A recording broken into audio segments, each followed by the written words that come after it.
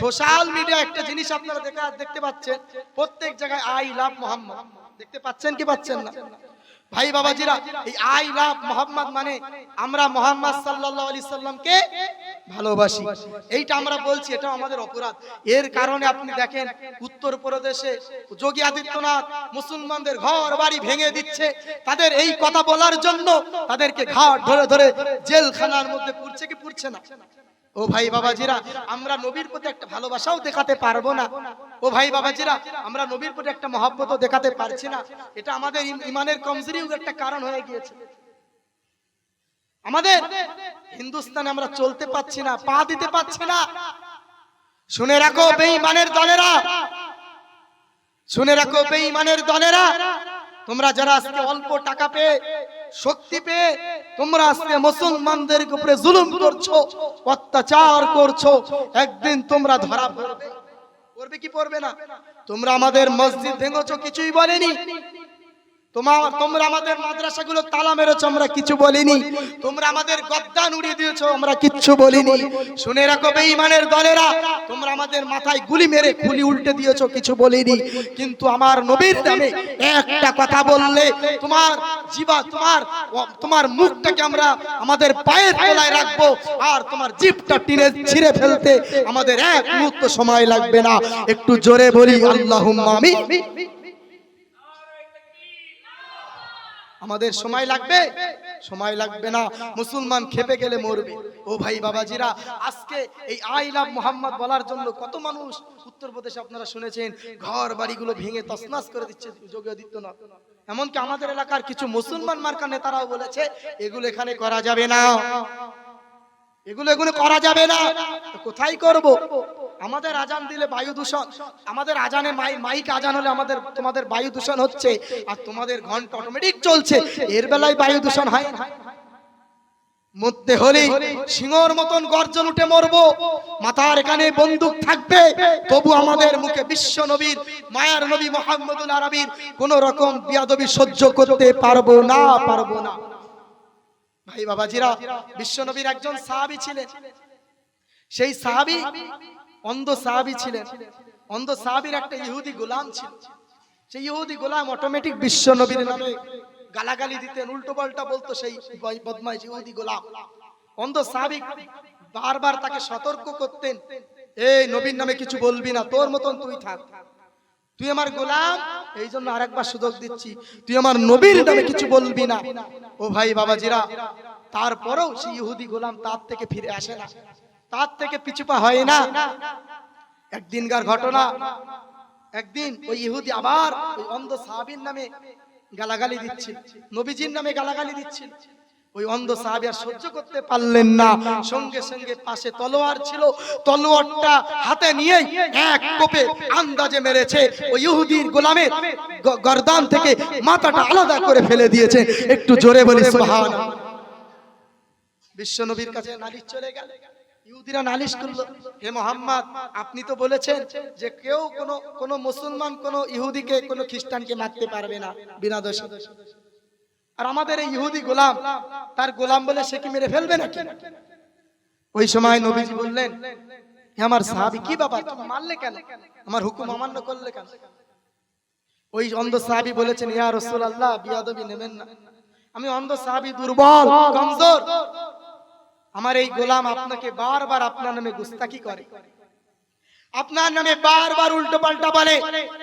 ইয়া রাসূলুল্লাহ, ইয়া হাবিবাল্লাহ, হুজুর, আমি আর সহ্য করতে পারিনি, আমার গালাগালিতে আমি সহ্য করে নেব, আমার মাকে গালাগালিতে আমি সহ্য করে নেব, আমার বাপকে গালাগালিতে সহ্য করে নেব, কিন্তু আমার কলিজার টুকরা মুহাম্মদ সাল্লাল্লাহু আলাইহি সাল্লামকে কেউ কিছু বললে আমি সহ্য করে নেব না।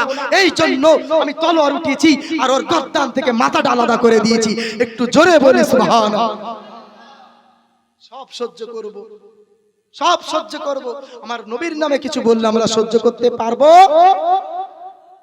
আমরা আই লাভ মোহাম্মদ বলবো, হাজার বার বলবো, আমরা বারবার বলবো, আমরা নবীকে ভালোবাসি, অবশ্যই ভালোবাসি, আমরা সেই কথাটা বারবার বলবো। তোর বাপের ক্ষমতা আয়, আমাকে জেলে ভর, আমাকে মারবি মার, আমার ঘর বাড়ি ধ্বংস করবি কর, আমার বাপ মাকে বন্দি করবি কর, আমাদের কোনো পরোয়া হবে না ইনশাআল্লাহ তাবারাক তাআলা। ও ভাই বাবাজিরা, এখন আমাদের এই করুণ পরিস্থিতি কেন? আমাদের এই পরিস্থিতি কেন? আমাদের পরিস্থিতি আমাদের কারণে হয়েছে। আমরা তাদের দলে হয়ে যাচ্ছি, কেননা তারা বলছে ধর্ম যার যার, উৎসব সবার। নাউজুবিল্লাহ পড়ি। কেন? তোদের ওরা দুর্গাপূজার সময় এটাই এলান করে দেয় যে ধর্ম যার যার, উৎসব সবার।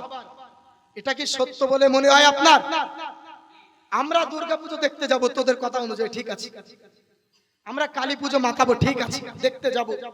তোরা আয় আমাদের কুরবানির গরু ধর, আয় গোশ নিয়ে যা, আয় ঠ্যাংগুলো নিয়ে যা, আয় সাহায্য কর গরু ছিলতে, আয় আমাদের জলসা মজলিস এসে বস, মজলিস এসে বস, তাহলে আমরাও তোদের সাথে সাথ মিলাতে পারি।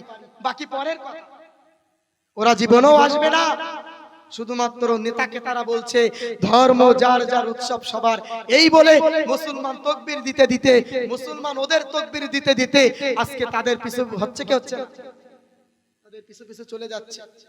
এদের চালে পা দিলে হবে না। আপনি ভেবে দেখেন, পুরো বিশ্বের মধ্যে মুসলমান এমন এক জাতি যাদের শত্রু ইহুদি, যাদের শত্রু খ্রিস্টান, যাদের শত্রু হিন্দু, যাদের শত্রু বৌদ্ধ, যাদের শত্রু জৈন, যত ধর্ম আছে সবাই মুসলমানদের শত্রু কি শত্রু না? অন্য ধর্মের মধ্যে আপনারা পাবেন না, পাবেন সবাই দল মিলে ইহুদিদের উপর অত্যাচার করছে, সবাই দল বেঁধে খ্রিস্টানদের উপর অত্যাচার করছে। এটা কি আপনারা কোথায় পাবেন? কোথাও দেখতে পাবেন না।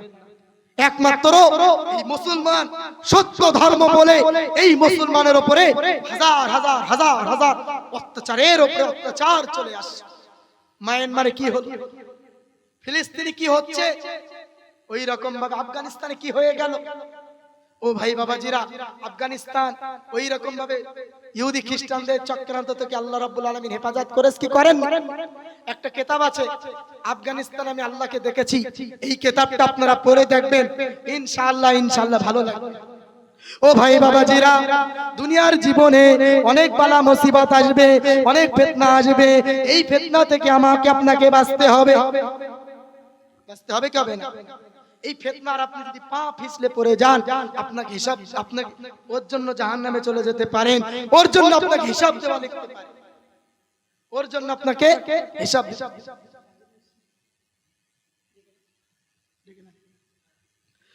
তো এই রকম ভাবে কত রকম ফিতনা আমাদের মধ্যে চলছে, কিন্তু এটা হচ্ছে আমাদের ভুলের কারণে, কি কারণে নয়।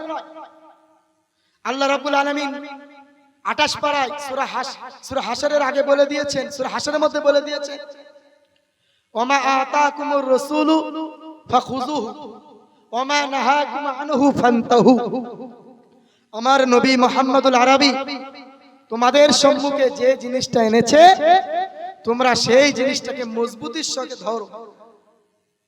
আমার নবী তোমাদেরকে যে জিনিস থেকে নিষেধ করেছে তোমরা সেই জিনিস থেকে দূরে থাকো। সেই জিনিসটা কি এখন আমাদের মধ্যে আছে? জোরে বলেন, আছে? নবীজি যেটা হুকুম করেছেন সেটা কি আমাদের মধ্যে আছে? নেই। নবীর মোহাব্বত নেই, নবীর ভালোবাসা নেই। আমরা যদি I love Muhammad, I love Muhammad সাল্লাল্লাহু আলাইহি ওয়াসাল্লাম বলে চিল্লাই, অমুসলিম তো অবশ্যই আমাদেরকে মারবে।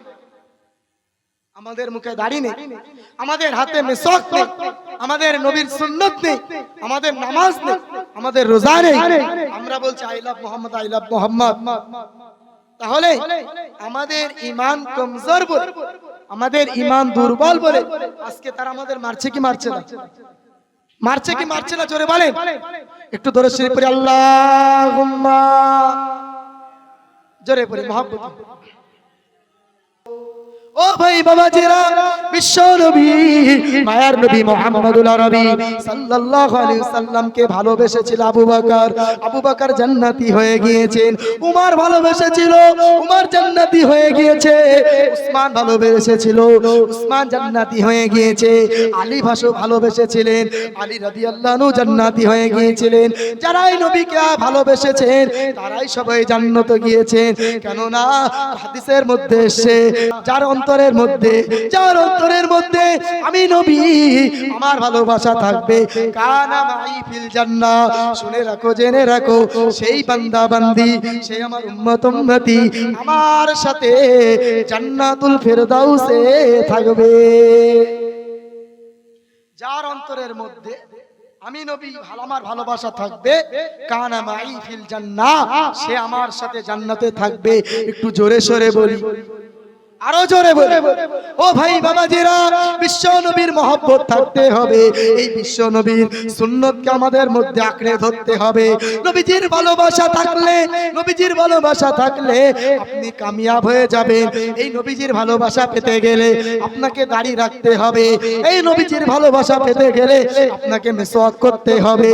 ও ভাই বাবাজিরা, এই নবীজির ভালোবাসা পেতে গেলে আপনাকে নবীজির কথা মতো চলতে হবে। ও ভাই বাবাজিরা, এই নবীজির ভালোবাসা থাকতে গেলে, এই নবীজির ভালোবাসা পেতে গেলে আপনাকে দরুদ শরীফ পড়তে হবে,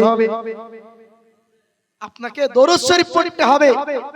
দেখুন, একজন বান্দা, আল্লাহর এক বান্দা সুদখোর, সে সবসময় সুদ খেয়ে থাকতো।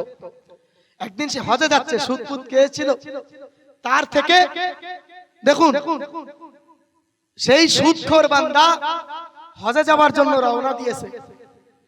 হজে যেতে যেতে হঠাৎ তার মৃত্যু হয়ে গেল। মৃত্যু হবার পরে তার ছেলে লক্ষ্য করলো বাপের মুখটা সোরের মুখের মতন হয়ে গিয়েছে। একটু জোরে বলি নাউযুবিল্লাহ। সুদ খাবার পরিণতি। হজে যাচ্ছিল, ভালো কাজে যাচ্ছিল, তার মুখটা কি হয়ে গেছে? জোরে বলুন, শুকরের মুখের মুখ হয়ে গিয়েছে। ওই সময় ভাই বাবাজিরা, ও ভাই বাবাজিরা, সন্তান কাঁদে কাঁদে বিশ্ব নবীর দরবারে এমনকি আল্লাহর কাছে দোয়া চায়, আল্লাহ গো, আমার বাপ হজে যাচ্ছিল, আমার বাপ হজ থেকে ফিরতো হাজী সাহেব হয়ে যেত, আয় আল্লাহ দয়াময়, আমার বাপের মুখটা তো শুকরের মতো হয়ে গিয়েছে, ও আল্লাহ দয়াময়, আমার বাপের মুখটা চেঞ্জ করে দাও। দোয়া করে, না না না না, আর বাপের মুখটা চেঞ্জ হলো না, শুকরের মতন রয়ে গেল। মুখটা শুকরের মতনই হয়ে রইল। কিছুক্ষণ পর যেতে না যেতে যখন দাফন কাফন করবে বাপের, হঠাৎ সন্তান লক্ষ্য করলো তার বাপের মুখটা আবার আগের মতো হয়ে গিয়েছে, মানুষের মতো হয়ে গিয়েছে। একটু জোরে বলি, আরো জোরে বলি। ও ভাই বাবাজিরা, ওই সন্তান বুঝতে পারলো না আমার বাপের মুখ তো শুকরের মতো হয়ে গিয়েছিল, কিন্তু এখন দেখছি আবার আগের মতো হয়ে গিয়েছে। কি কারণে হলো বুঝতে পারছে না।